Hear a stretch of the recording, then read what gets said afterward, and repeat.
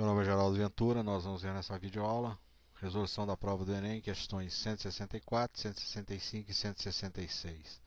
Enem significa Exame Nacional do Ensino Médio. Essa prova é do ano de 2009, ela é formada por 180 questões.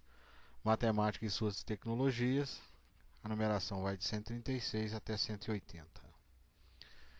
Questão número 164. Ao morrer, o pai de João, Pedro e José deixou como herança um terreno retangular de 3 km por 2 km, que contém uma área de extração de ouro delimitada por um quarto de círculo, de raio 1 km, a partir do canto inferior esquerdo da propriedade. Dado o maior valor da área de extração de ouro, os irmãos acordaram em repartir a propriedade em modo que cada um ficasse com a terça parte da área de extração, conforme mostra a figura. Então você tem aqui a parte de João, Pedro e José. Essa extensão aqui 3 km, aqui 2.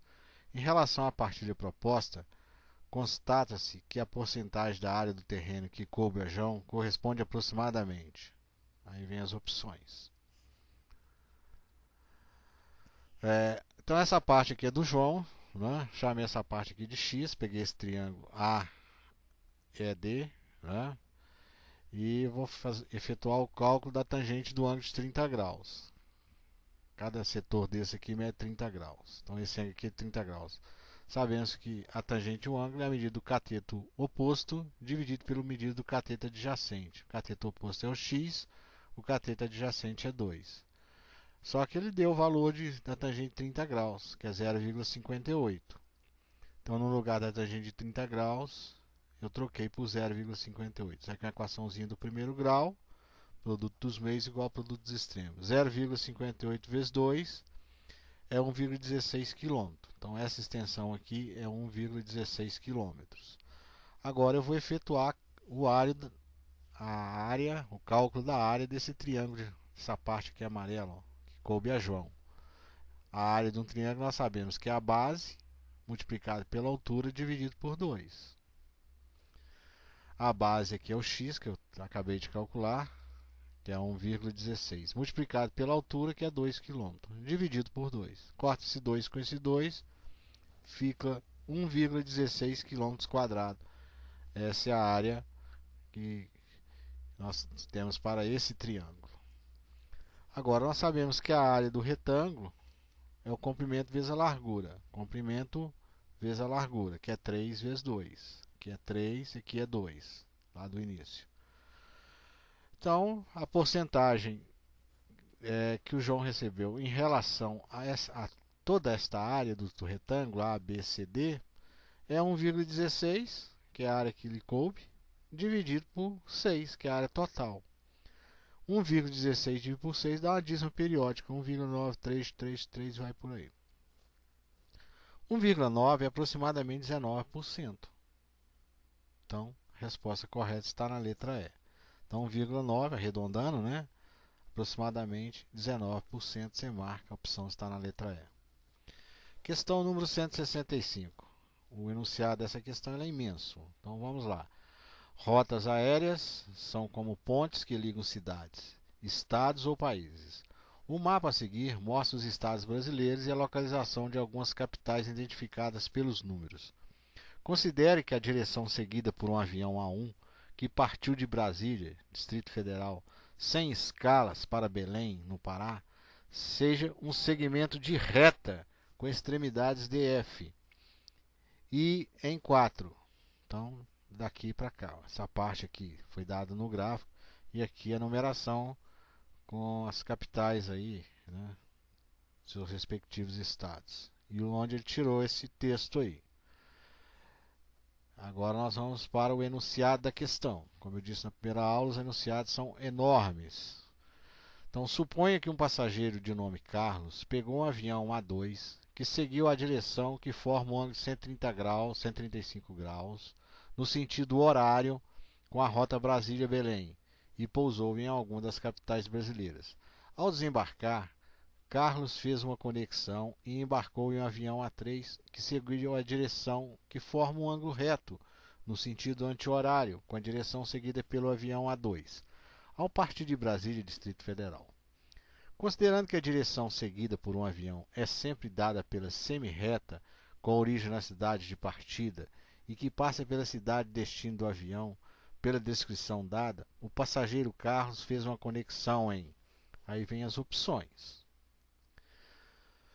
Então isso aqui foi dado. Agora ele falou que o ângulo é de 135 graus no sentido horário com a rota de Brasília. Então se ele está nessa posição, nós temos esse ângulo aqui que é de 135 graus. Obviamente ele vai parar nessa direção aqui que é Belo Horizonte.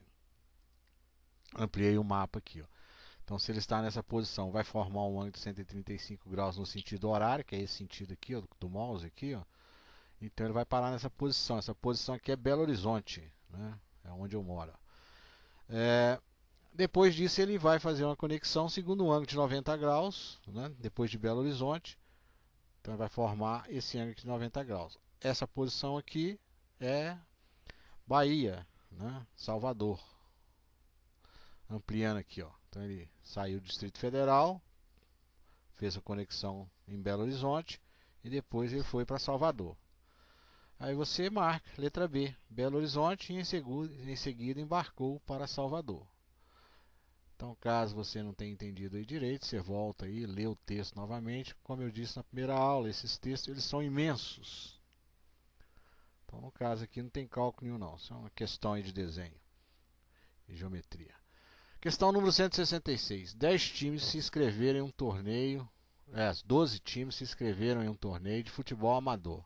O jogo de abertura do torneio foi escolhido da seguinte forma. O primeiro foram sorteados 4 times para compor o grupo A. Em seguida, entre os times do grupo A foram sorteados 2 times para realizar o jogo de abertura do torneio, sendo que o primeiro deles jogaria o seu próprio campo e o segundo seria o time visitante. A quantidade total de escolhas possíveis do grupo A e a quantidade total de escolhas dos times dos jogos de abertura podem ser calculadas através de... Aí vem as opções. Uma combinação e um arranjo. Um arranjo e uma combinação. Um arranjo e uma permutação. 2 combinações e 2 arranjos. Ele falou em time amador, mas eu peguei uns escudos aqui de time de primeira divisão no Brasil. Atlético, Flamengo, Grêmio, Palmeiras, Corinthians, Cruzeiro, por aí vai. Aí eu vou formar um grupo de 4 times. Peguei aleatoriamente, 4 times. Amador, mas no caso aqui eu peguei profissional.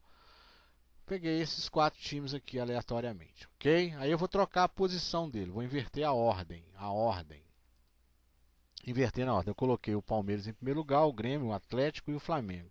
Você observa que não influenciou no grupo, né? Esse grupo aqui é igual a esse.